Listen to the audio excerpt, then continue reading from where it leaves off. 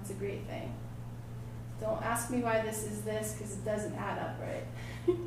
I have a feeling it has to do with our community service hours numbers, because that was just a way for me to bring it in, but I think it's adding in the wrong way. So it's just one thing we have to work on. But it's a really great way for students to see, what do I have left to do, what do I have to do, and they can do it each year as we go through, which is part of the academic process for kids to kind of know, as well as parents, because parents have the same access to see.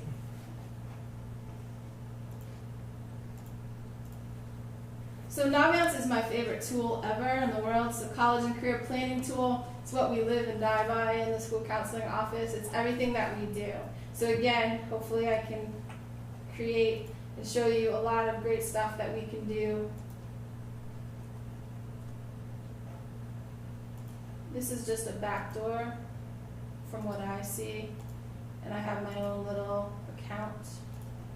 So when a student or a parent signs on, this is the page that they see. They have these tabs across the top that all focus on different areas. Again, I call this the one-stop shop for students, for parents. I put down all the links possible that they could possibly need when we're talking about college planning, financial aid, anything that I think could be important. I try to put a link here for parents, so it's one place to go to.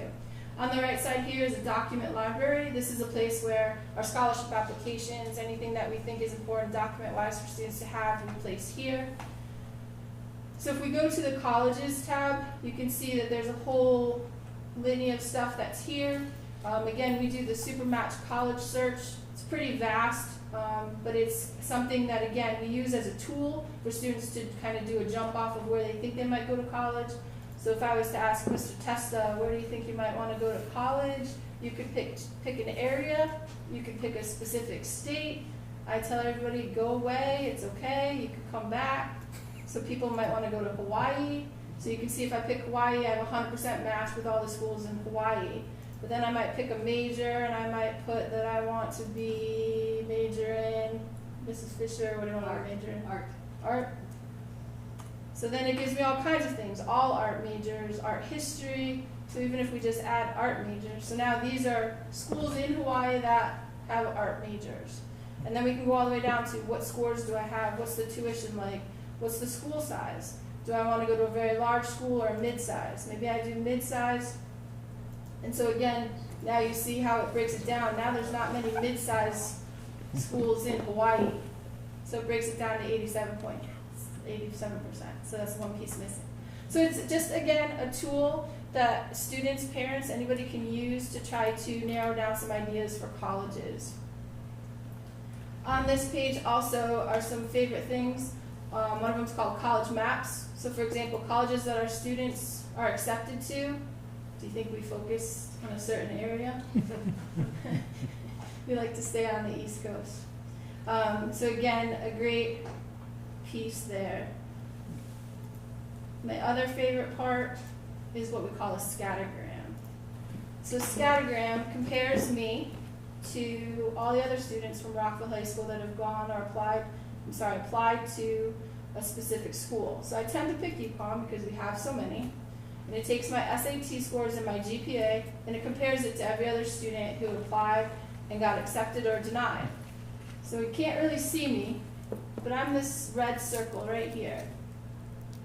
So if you were looking at me, would you think that I have a good chance of getting into UConn? No. Not so much. I could possibly, but I don't know if I'd have a great chance in comparison. So this is a great tool, again, for students to compare using their SAT scores and their GPA compared to other students from Rockville who have applied to that particular college. So we have history now going back 8 years, 10 years, keeps going. So again, great tools that it offers. In addition, obviously, is the scholarship list. So the scholarship list, one of the biggest things that I brag about Rockville High School is their local scholarships. So the local scholarships over the years, for example, last year, distributed over $300,000 to our seniors who left Rockville High School. Amazing community and the amount of money that's brought in. So these are all the local scholarships.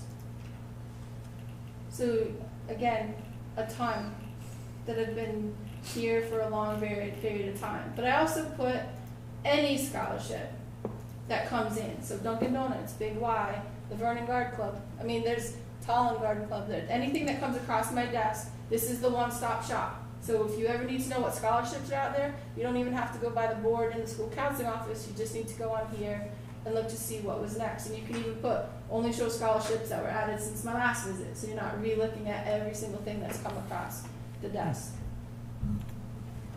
So again, just create tools that can be used. Then there's the career portion. So the careers, inventories, these are the different things that you can do. Again, I say they're only tools. I have students who say, well, it said I could be a model. And I was like, okay. They're like, I'm not really sure. I'm like, it's just a tool. It's an idea. It gives you suggestions. And so we try to reinforce that all the time. We start with 9th graders doing a career interest profiler. We coincide with, again, Mr. Martucci's office applications classes. We go in there when they do their career unit, so the kids participate and do the career interest profiler. And then we move on to the Do What You Are, which is a personality inventory, similar to Myers-Briggs, I believe. And again, provides just a start to the conversation of what interests you have and where you go.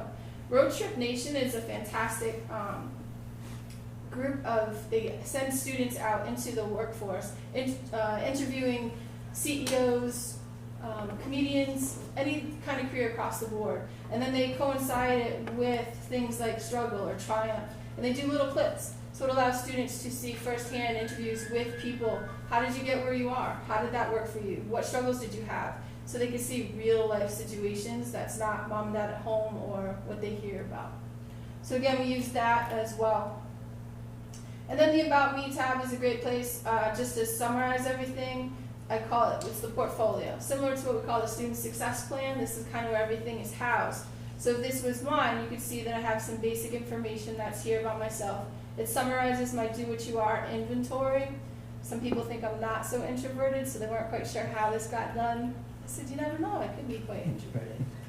Talks about my college interests based on some searches that I had completed and played around with.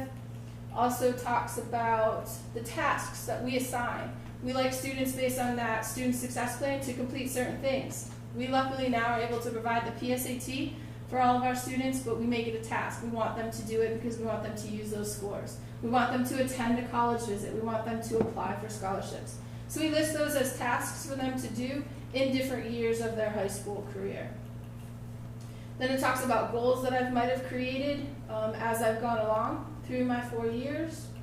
And then it talks about my career plans. Based on that, inventories, what kinds of things did I mark as favorites? So that when we're talking, school counselor to counselee, and we look at this, we say, hey, is this of interest to you? Because if we're going to pick this class, this would help. Or hey, if we're going to go to this college, maybe this is the best major based on the career that you've picked.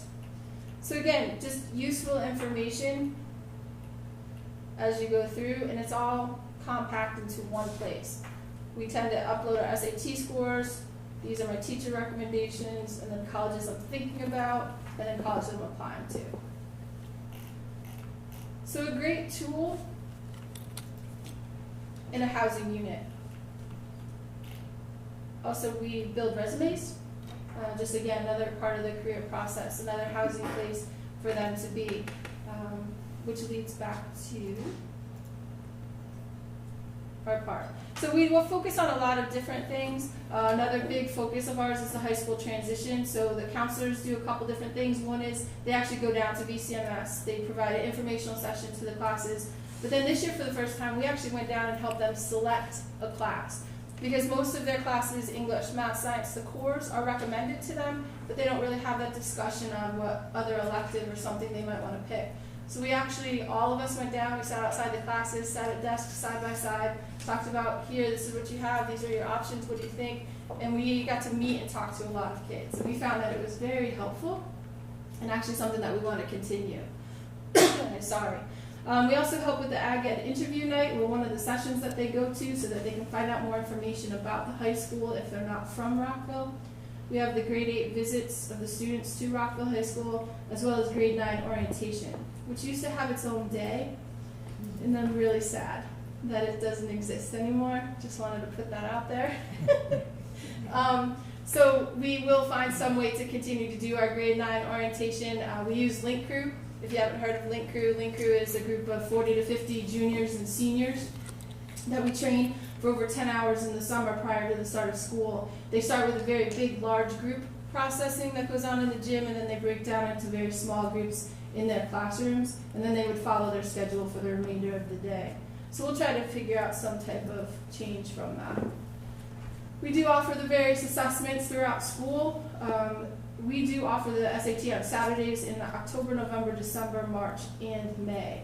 I have, for the future, gotten rid of March because that we now offer it during the school day. Most kids won't be taking it, so it seems not efficient to stay open.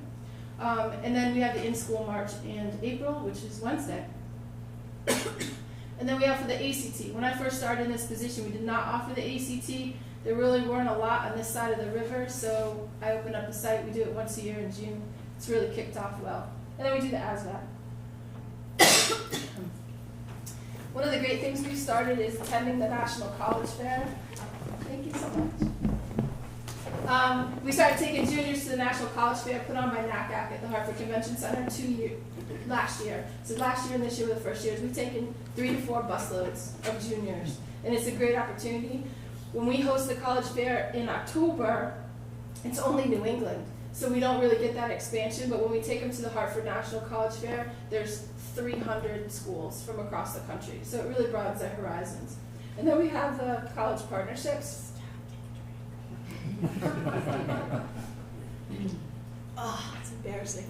So we have the college partnerships that we have with UConn that keep expanding each year, as well as the MCC College Career Pathways, and then we've broken into Goodwin with their senior academy. They came in again just last week to talk to our juniors that are going to be seniors about joining their academy next year. We host a lot of evening events, open house, grade 8 open house, financial aid evening, college fair, and college planning. Sorry. We also do collaboration with the Career Center.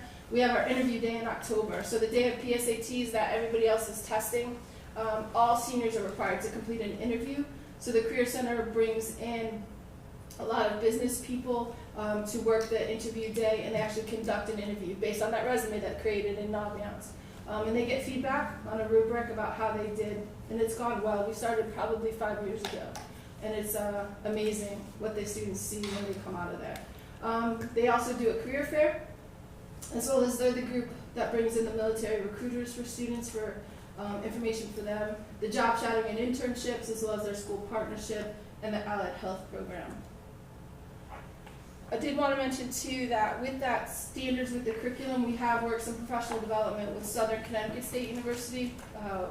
The former president of CISCA is there, and she's going to help get us into a study that they're doing, looking at some needs assessments that will then help us move forward in, again, revising our curriculum and looking at where the important focus for us should be. I think I hit every point, probably went over my 10 minutes just a little bit, but thank you very much for your support and for asking us to come in and play. Thank you very much. Does anybody have any questions for Kim? Hi, Kim, great presentation. Thanks. When we talked before, I asked you about interest inventories, and you Mhm. mentioned Naviance. Can we go back to the careers Mhm. tab, and because I didn't see that there, I understand that students can enter their interests. So do what you are is very specific. I'd have to restart it, but this asks, I believe, about 80 questions, very specific that lead to Okay. interest. Okay. This is more. And then it tells you, Right, once so- you answer the questions, it It's- gives you that spectrum of of areas that introverted, extrovert, like it gives you more personality set. I'm looking for actual fields that the student would So this is the enjoy doing. career interest profiler. So this is the one that I think you're asking about. Would I like to work on an offshore oil rig? Yes, this is Yep. it. Like an unsure, yep. So we start with our freshmen, with just because this is much broader than the do what you are. So every freshman takes this. That's fantastic. And we do it in collaboration with the office applications class. Great, thank you. Anybody else have any? Suzanne? Kim, used to be, to get into college, you had to have, it was SATs and an essay, maybe. My understanding is that that's really changing, that colleges are looking for more well-rounded, experienced. I think that community service attaches in there somehow. Is that the case? I mean, are they looking for different kinds of students than just academics? Yes, but again, depending on the colleges, I mean, I don't want to speak for them, but what we've witnessed is that essay is still really important. Those SAT scores are still really important. Some schools are going to SAT optional because they're looking for that more well-rounded, different way of looking at students entering their school. But I would say that SAT still remain important, the essay does, but what we try to encourage students is to demonstrate your commitment. So like the community service, like they have a 40-hour commitment to Rockville High School, but we try to say that if you had a commitment that was above 40 hours, that was to a specific place and had an effect on you and maybe helped drive you to a career possibly or something like that, that shows a college something different than just doing a little of this, a little of that, kind of spreading it around. I know it's the admission process to college is one of the most complicated things to understand. And that my answer to every question that comes to me, and I know it sounds horrible, is it depends. It might happen, it might not.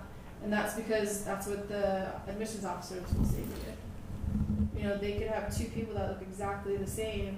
They've got to make a decision. You don't know what's going to make a decision. Their school might need a violin player. One's a violin player and one's not. So you don't know what the needs are either for the school. And on top of all of this, you do crisis counseling? Yeah, I didn't even bring in the social emotional piece. Wow. Okay. Can I ask a question? Sure. Just because I'm in the throes of this, I have a junior.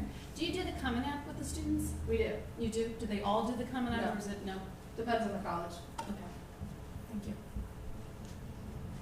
In the beginning of your presentation, you talked about college acceptances, and I wanted to come back to that part. Were you referring to the past year, or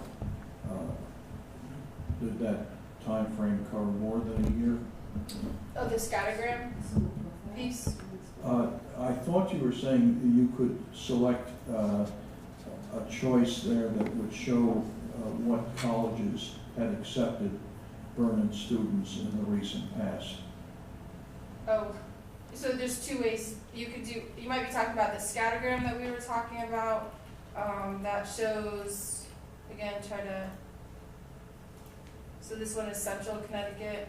So there's this information, or you could have been talking about the maps. So that information that's there is just based on what's entered into Naviance. It was more of a list of colleges that have accepted our students. Is there a display of that? And if so, how far back does it go? So the one that I put on the school profile is just the last year's graduating class. Last year's graduating class, the places that they were accepted. The places that they were attending. Okay, we're attending. Yep.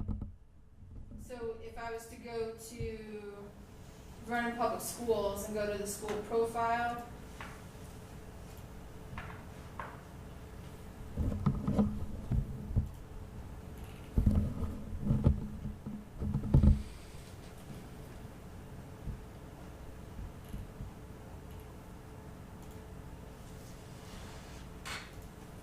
this is the profile that goes to every college with their application. So this shows the highlights of the graduating class that just left.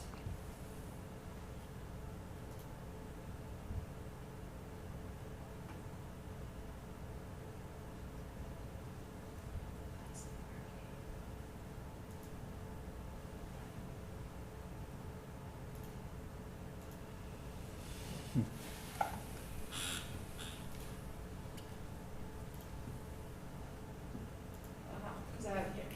So again, this is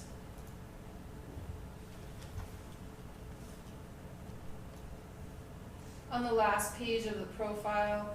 I list all the different 4-year and 2-year schools that students attended from the previous class. Because it the profile really just highlights the graduates from the year before.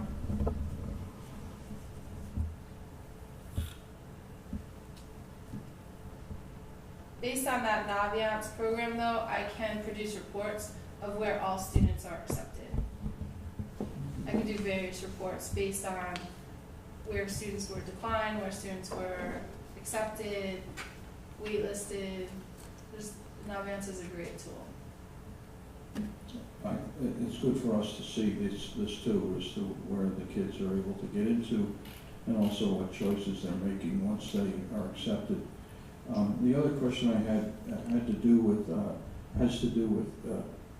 whether or not you can see to what extent parents are taking advantage of this resource.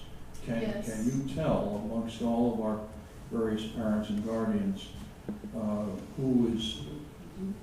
You're nodding your head yes. Yes, there's a report on Naviance that's called parent usage. So it tells me every parent who's been on, the last time they've been on, how many times they've been on. Same for the students. Really? And do you share that with them? No. Why not?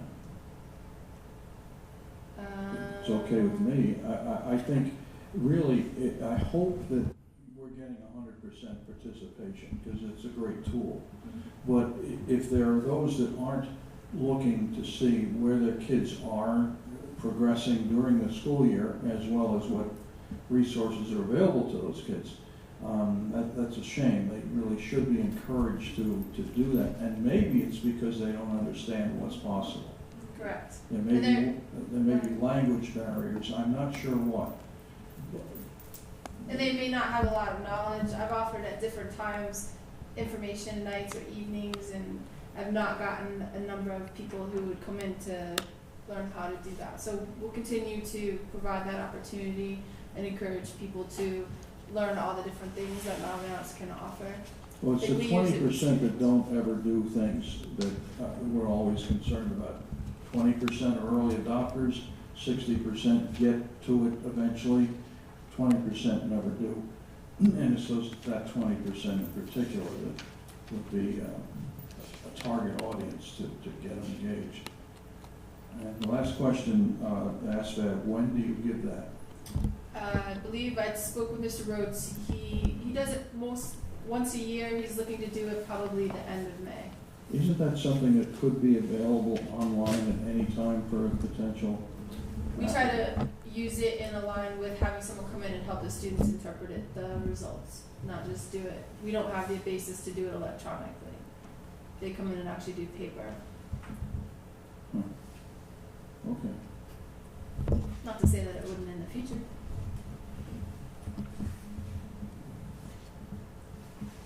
All right, thank you. Does anybody have any other questions? Mark? On the Naviance, I have a problem. My son doesn't, when he comes home, he just puts stuff in the backpack and doesn't see it. Typical teenager. When would this have come home and been distributed to the students so that they're aware of it, that the parents could see it hopefully, but the parents don't necessarily get that information? Naviance actually starts down at VCMS. The students get their first exposure down at VCMS. Okay. My wife might have participated, I don't know, but that's like between him and her, and I just sort of like an outlier on it, you know. So, so this is kind of like news to me, quite frankly, and I'd like to know more. Okay. And so I like to be more active in that side of it, in the background, because and that's the problem I see with teenagers is a lot of times they keep a lot of stuff to themselves, and the parents don't find about it until it's either too late or there's something in process or what have you. So that's the concern, because I'm not getting the information. Maybe my wife's contributory to that. The largest amount of time where That's fine. I'm not ashamed to say that. the largest point where most parents get involved with Naviance is in the college process. That's really the biggest place that they get involved, and it happens usually after I do my college planning night, because I use this tool. I show people the same kind of information I just showed you, so that's when I get a lot of emails and phone calls about using it. When do you have the college planning right now? We've moved it up to usually about February now. And financial aid has usually been in January, but I don't know if you heard, they're actually changing the process, so students that will graduate next year will file FAFSA in the fall. So we'll start doing our financial aid evenings, probably September, October. I would think the college planning might come a little earlier too. We've asked that based on the FAFSA, but the college admissions said they haven't changed anything yet at this point. Michelle? What's the staff usage of Aspen? Is it, Staff usage? yeah, everybody, everything? I wouldn't say everybody, everything, but I would say more and more. The more they get comfortable with it, the more they experiment with it and put it in play.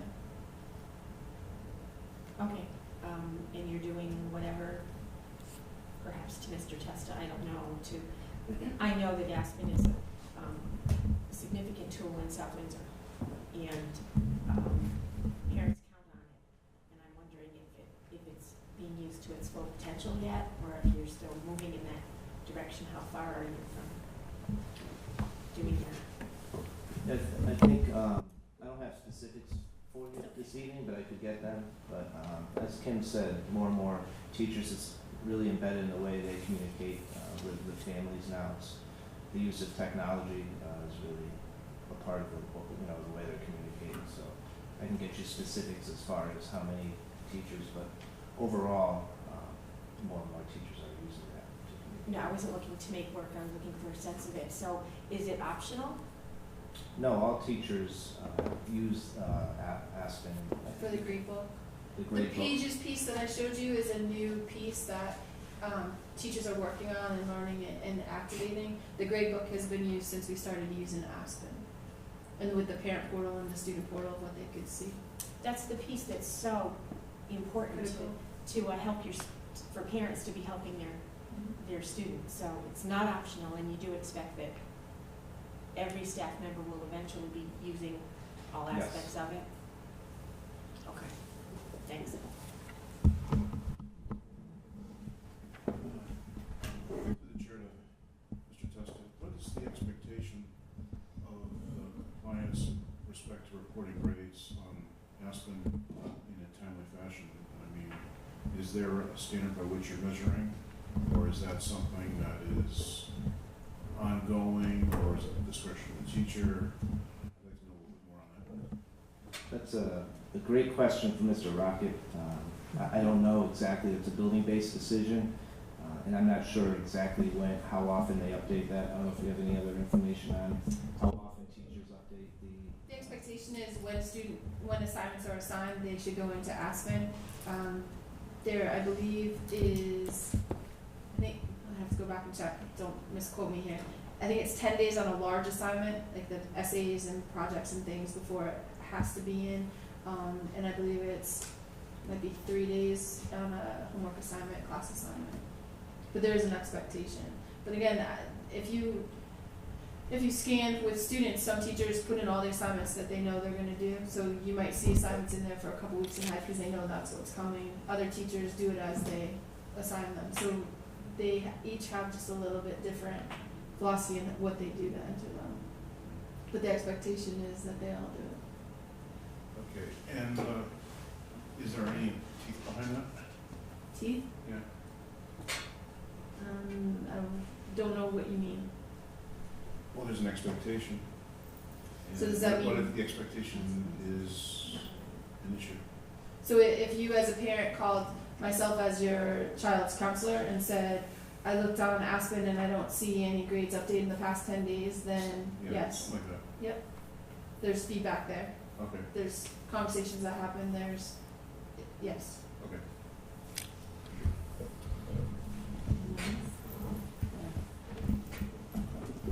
I'd just like to say thank you to Kim. She is very clear. She does a lot of work in that building, and she's here a lot. I just want to say thank you.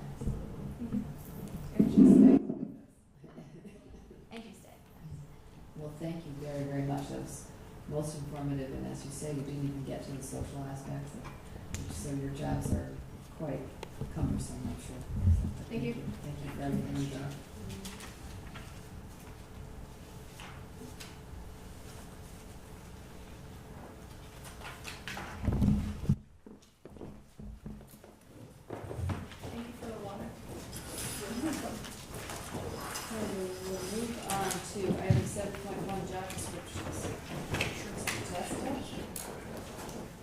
Yes. You?